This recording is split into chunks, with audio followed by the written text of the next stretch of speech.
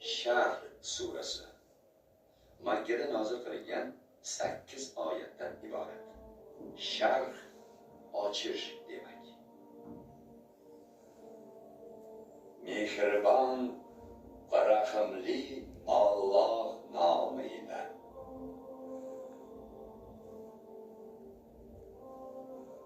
Ey Muhammad, ko'ksingizni ilmu hikmatga keng ochib qo'ymadikmi?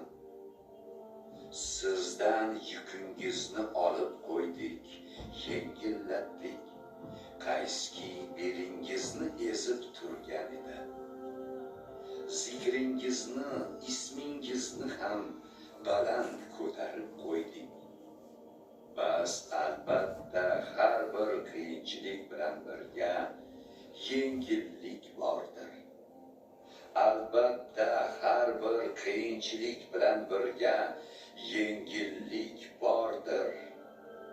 Bas ey Muhammad, qachonki namozdan forig' bo'lsangiz, o'rningizdan turing va Rabbingiz sari rag'bat